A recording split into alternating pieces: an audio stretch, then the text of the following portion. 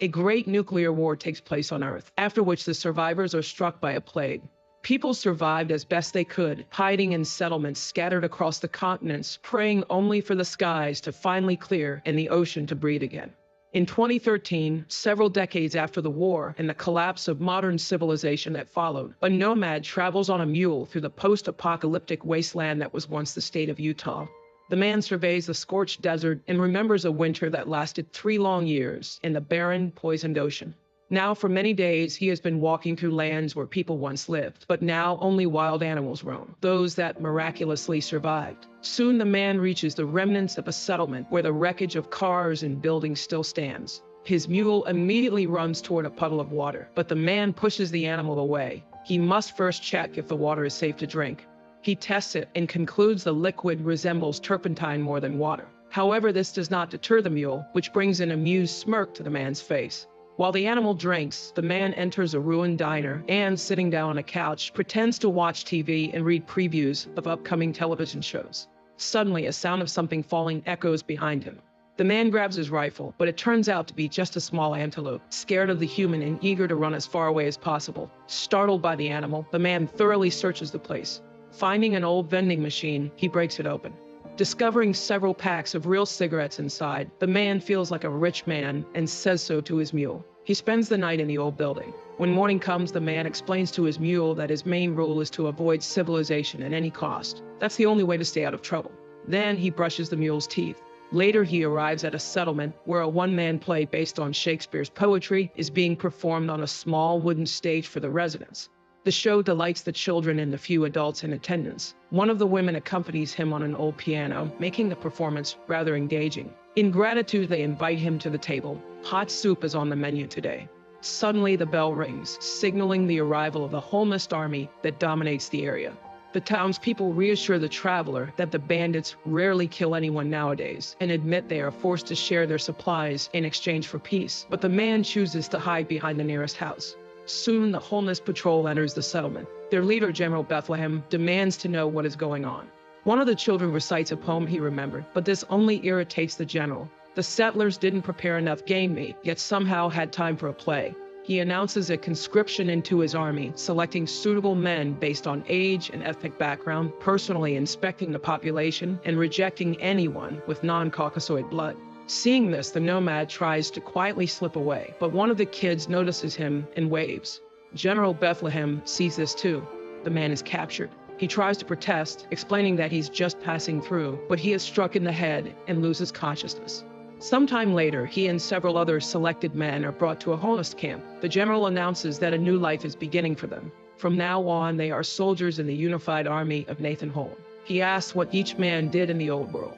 Learning that the traveler is an actor and knows Shakespeare's verses, the general recites a few lines himself to show off his education. He promises to turn the traveler into a real warrior. When the man refuses to fight, the general beats him and gives him the nickname Shakespeare. Later, one of the young men, Woody, brings him water. When the man regains consciousness, Woody asks him to recite the poem he read in the town again, the one that spoke of defiance and freedom. But then a guard reminds them they need sleep. In the morning, training begins. At dawn, the group of new recruits runs their first cross-country march, after which they have no strength left to resist anything. In the evening, they are served a meal made from the mule's meat. It is declared that such filth has no place in the New World.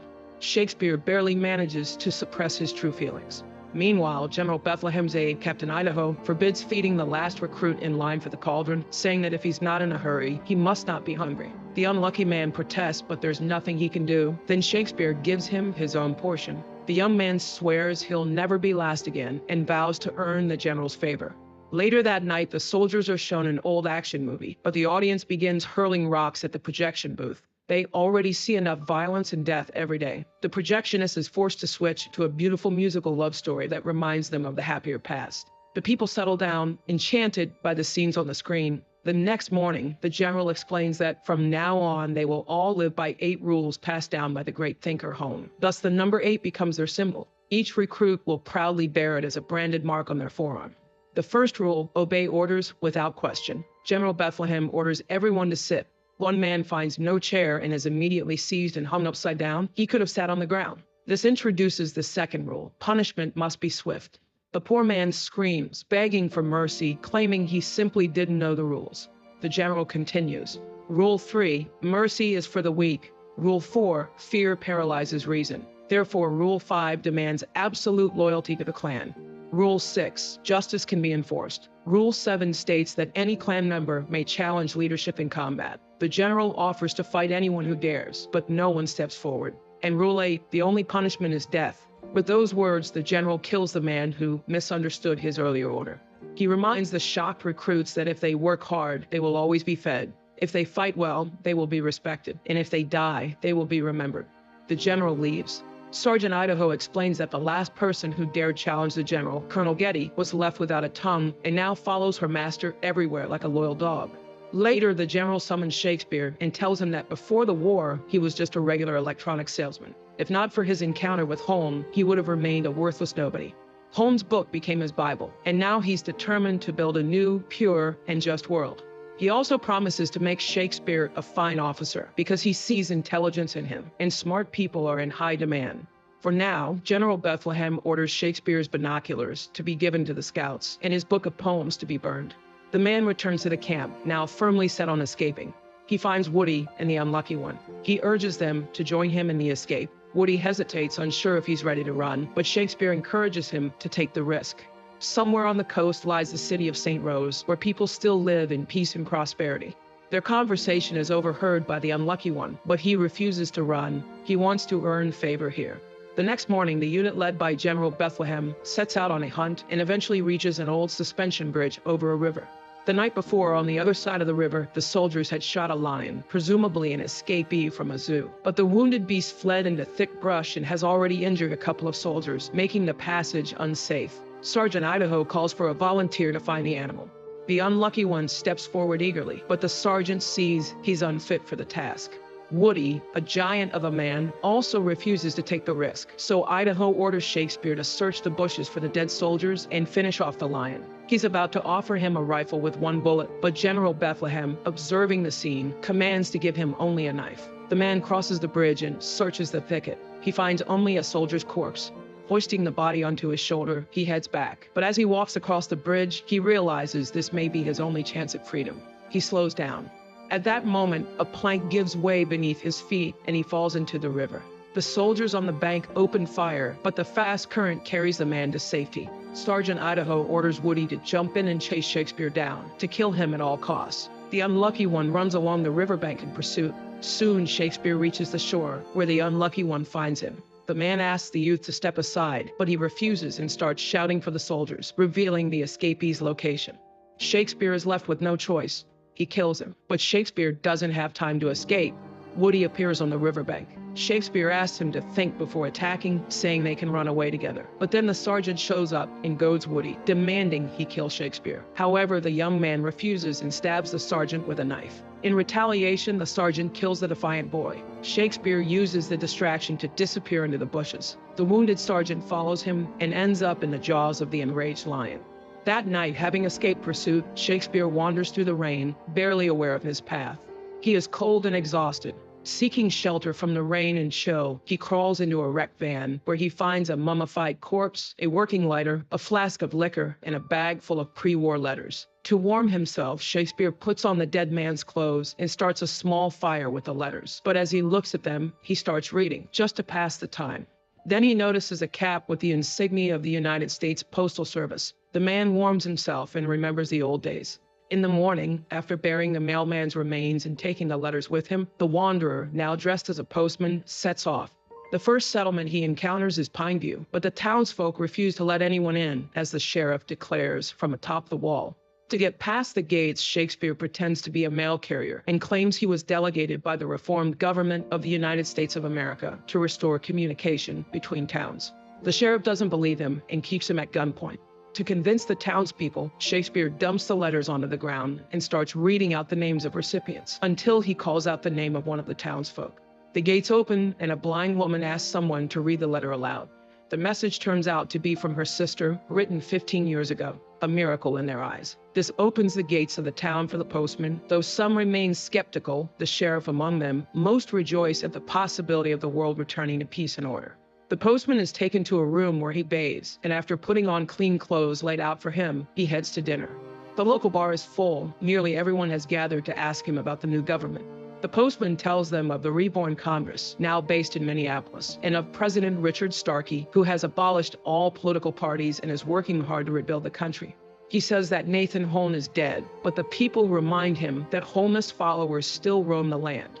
They ask him to relay a plea for help to fight off General Bethlehem's bandit army. The postman replies that the government is still gaining strength, and for now people must rely on themselves. But the work has begun, and order will be restored. The townsfolk pray in thanks for the good news, and for the man who brought it.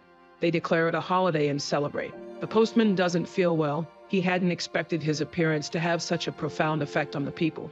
One of the townswomen, Abby, invites him to dance, and after asking about his health, unexpectedly requests that he give her a child. The postman is stunned, but Abby introduces him to her husband, Michael, who, due to medical issues, cannot have children. They would be overjoyed to have a baby from him. The man says he'll think about it, but then the blind woman calls out to him. She has written a letter to her daughter and asks the postman to deliver it, even though she doesn't know where her daughter might be now. Completely overwhelmed, the postman runs outside, deciding to flee the town by stealing a horse. But an old man stops him and tells him that what he's looking for is just around the corner. Not wanting to reveal his confusion, the postman goes where he's told and finds an old United States Postal Service building where a local boy named Ford is waiting. Inspired by his example, Ford wants to become a postman. Shakespeare has to invent a ceremony to induct him. Ford eagerly takes an oath to the made-up postal service. After sending the boy off, the postman settles in for the night, but soon the sheriff arrives. He had figured out right away that the man was a fraud and orders him to leave the town in the morning. After the sheriff leaves, Shakespeare sorts through the letters he found in the post office and suddenly comes across one addressed to St. Rose. But before he can read it, Abby enters. She tells him that the whole town is writing letters for him to deliver, and she has come for the child. Looking at the woman, the postman agrees to the deal. The couple spends the night together. In the morning, as he steps outside, he sees the townspeople gathered to see him off. They've decided to gift him a horse and some supplies for the road. They also hand him letters for their loved ones. The postman thanks everyone and promises to return one day because life is coming back. But for now, he's heading west. The sheriff walks with him to the bridge and before parting, asks if he truly is who he claims to be. The postman promises to return with more mail, and then they'll know the truth. As he starts to ride off, the sheriff suddenly catches up to him and hands him a letter as well. Sometime later, during a routine tribute raid, General Bethlehem and his men arrive in Pineview. To his great surprise, the general finds that the town has a functioning post office flying the U.S. flag, and the people believe the country's government has been restored. He demands that the flag be burned along with the post office, and chooses Abby's husband to do it. The man has no choice but to obey. John tries to rush in and save the letters inside, but the sheriff barely stops him from drawing the attention of the furious general, who is now shouting that no such restored United States exists or ever will. The building goes up in flames, and the new postman barely manages to escape. Later, the general accepts tribute from the townspeople and notices Abby, who stirs something base in him. Her husband declares that she is a decent woman, but Bethlehem mocks his old-fashioned values and demands that Michael bless their intimacy. When the man refuses, Bethlehem kills him in front of everyone and orders Abby to be taken. Chaos erupts. People cry and scream, but are powerless against the armed thugs. The sheriff is forced to tell Bethlehem about the postman's visit and his claims about the president and Congress. The general orders his men to pursue him. After the bandits leave, John, despite the sheriff's protests, puts on the postman's uniform and sets off southward with the letters. Meanwhile, the postman arrives at Fort Benning, where he delivers more mail. The people rejoice. It means order might soon be restored in the country. The postman tells them that people have survived everywhere, even if not many. Soon the cities will rise from the ruins. Suddenly, the alarm sounds. Bethlehem's troops are approaching. But to the general's surprise, the townspeople refuse to open the gates and tell him there's a representative of the real government inside. Furious, General Bethlehem decides to take the town by force and begins issuing orders to prepare the cannons. The townspeople want to resist, but their mayor reminds them they only have 5 rifles. Unexpectedly, the postman asks to negotiate, and the people suggest he do it himself. After all, he's the government's representative. The postman approaches the general with a white flag. Bethlehem doesn't recognize him, though the man's face seems familiar. The general is enraged when the postman declares that Congress has reconvened and the states will soon be restored. But the postman names the city where the government now resides and speaks convincingly about the new president. For now, he says, things can stay the same. The people will open the gates and give their tribute if they are left unharmed. But General Bethlehem rejects the offer, orders the assault to begin, and commands his men to kill the postman. At that moment, Abby, held in the general's tent, knocks out her guard, grabs his weapon, and just in time, shoots the postman's escorts, saving him. She fires at the general next, forcing him to duck behind barrels. Seizing the moment, the postman knocks a bandit off his horse, jumps into the saddle, and rescues Abby, who has just run out of bullets.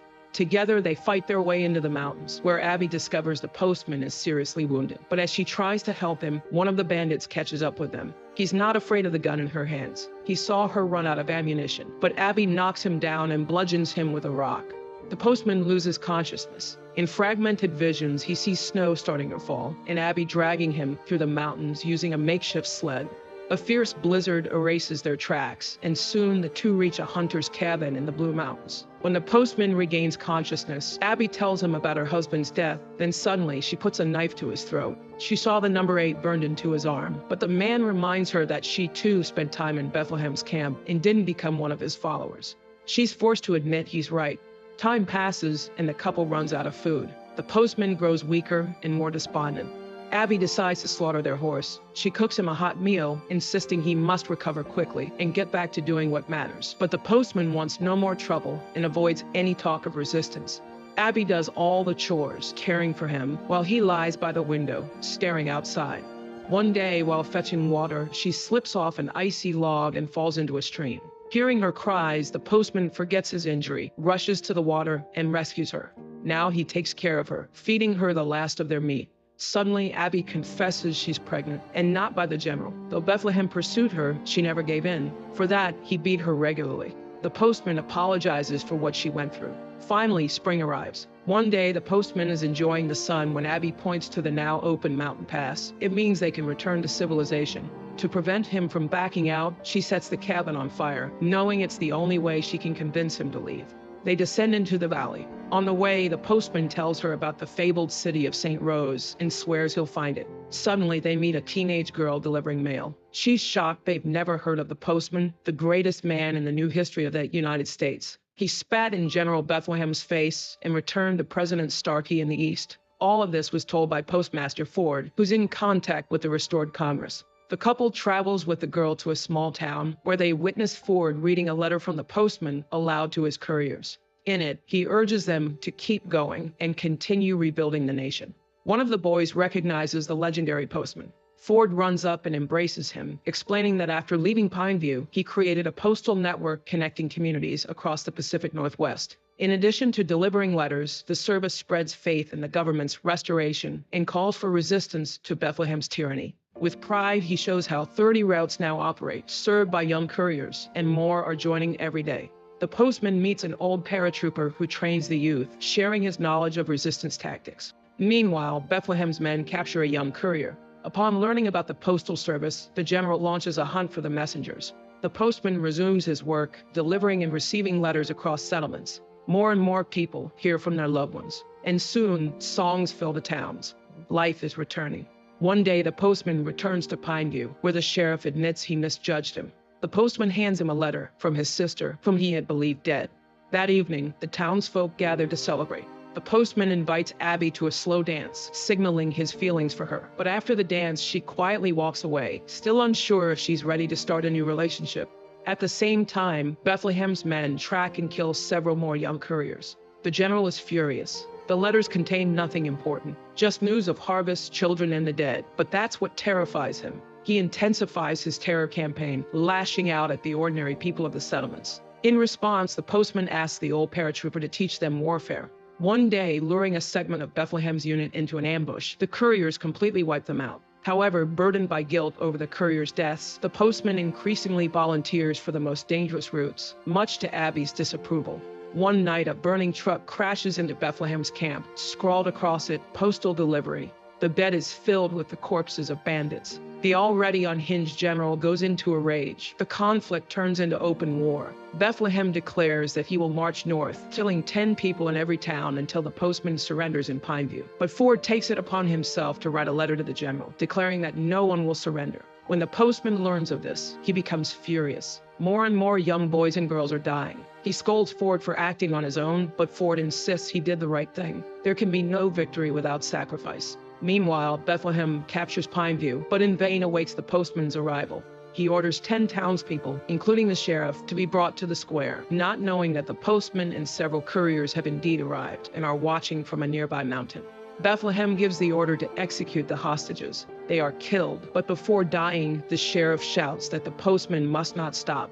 The massacre has a terrible impact on the postman. Feeling that his lie has gone too far, the postman decides to disband the postal service, claiming he received a letter from the president instructing all couriers to return to their settlements and burn their uniforms. The couriers weep, but obey the order from the supposed head of state. Only Ford realizes the letter isn't from the president at all. But the postman insists that if Starkey were real, he would have written the same, to stop more youth from dying. He tells Ford he's written a letter to General Bethlehem, stating that there is no restored government and that the postal service is disbanded. He plans to deliver it to the general in person tomorrow. But Ford refuses to let the postman take the letter himself and volunteers to go, knowing he won't return. After a long argument, the postman gives in and lets the boy take on the deadly task. He begins gathering his things. Abby asks the postman not to blame the boy. The younger generation hasn't lived through what their elders have. They've only just found a cause worth dying for. That's why they cling so desperately to the service. The man finally admits the truth. He tells Abby how it all really happened. To his surprise, she says she suspected as much for a long time, but she's not angry. He's still done a lot of good. The postman tells her he plans to leave for St. Rose and wants her to come with him. She's carrying his child after all. At that moment, a former courier, now a captive turned follower of Bethlehem, appears. He's been ordered by the great Bethlehem to kill the postman, but the postman calmly tells him that Bethlehem is just a madman obsessed with killing. The real hero is Ford. The couple rides off, leaving the boy in confusion.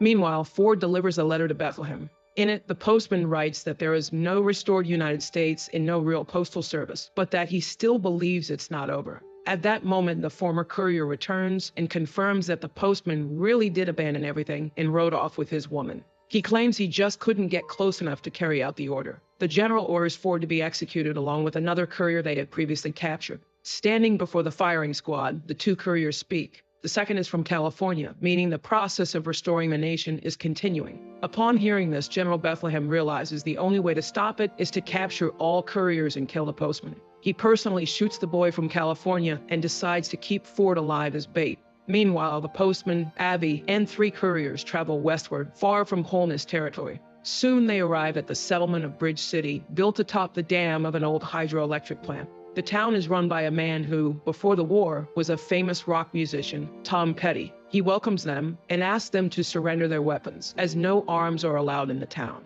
The people are friendly and provide food and rest, but the next day, Bethlehem soldiers arrive, looking for the famous postman. A child in the crowd asks who that is. At that moment, the postman's companions hand him the cap they had saved. He's forced to put it on again. Tom Petty decides to help the postman escape, despite the threats from the Holness. Unexpectedly, the postman refuses to flee. He asks Abby to go somewhere safe without him. She cries, afraid he'll never find St. Rose and never see his child. She confesses that she loves him. Tom Petty escorts the postman to the top of the station, where he crosses the river via cable car. He begins rallying nearby towns for a final battle with the Holness. His allies do the same, riding to all settlements and calling for resistance. Soon an army arrives at General Bethlehem's camp, marching under the flag of the United States, made up mostly of women and teenagers. Bethlehem is pleased that someone has finally dared to fight him. He orders Ford to be brought to the battlefield, hoping to use him as leverage against the postman. Then the postman himself rides forward. He reminds everyone that both he and Bethlehem are nothing more than pretenders. The general was once just a merchant. Wishing to avoid further bloodshed, the postman challenges Bethlehem to a duel, invoking Rule Number 7 from the Holness Code, which allows any clan member to challenge the leader's right to command through single combat. Bethlehem laughs, claiming the postman isn't a Holness, but the postman reveals the branded number 8 on his arm, stunning everyone, including his own couriers. Then he recites lines from Shakespeare about resisting tyranny. It's only now that Bethlehem realizes the truth that the escaped man known as Shakespeare and the postman are one and the same. He accepts the challenge and the two men engage in battle. Both are equally matched and both understand what's at stake. Eventually, Bethlehem reaches for a saber and prepares to strike the postman down, believing he has nothing to fight for. No values, no faith. But the postman suddenly declares that he does believe in the restored United States. He strikes Bethlehem hard in the head. Gaining the upper hand, the postman begins to win, but then stops, unwilling to become like the bandits he despises. Ford steps forward, reminding him of rule number 3, mercy is for the weak, and rule number 8, there is only one punishment, death. The crowd shouts their support, but the postman gently pushes Ford's pistol aside and proclaims new rules. The first, do not kill, live in peace. Ford fires, but deliberately misses, agreeing to end the cycle of violence. But the defeated tyrant refuses to accept his loss. Snatching Ford's gun, he tries to shoot the postman. He is stopped by Colonel Getty, once Bethlehem's most loyal officer. Getty shoots the general, killing him. Then in front of everyone, the tongueless soldier throws down his rifle. Time passes. Abby gives birth to a daughter and names her Hope. On the very day the postman returns from another journey devoted to rebuilding the postal service in the nation. 30 years later, on a bright day, the postman's grown daughter officially unveils a statue of her great father in the new city of St. Rose, a city he never got to see with his own eyes. Yachts float on the water, everyone is dressed in clean modern clothing, and some hold advanced cameras. The cloth is pulled away from the statue, revealing a bronze figure of a man on horseback. The inscription reads that it was the postman who revived civilization and gave the new generation hope. One man recalls how, long ago, he waited for the postman to deliver his letter. The sculptor captured that exact moment in the statue. The Postman is more than just an adventure film. It is a reflection on the power of unity and hope in the darkest of times. This film will resonate with those who believe change is possible, and that even in a ruined world, it is vital to keep faith in something better.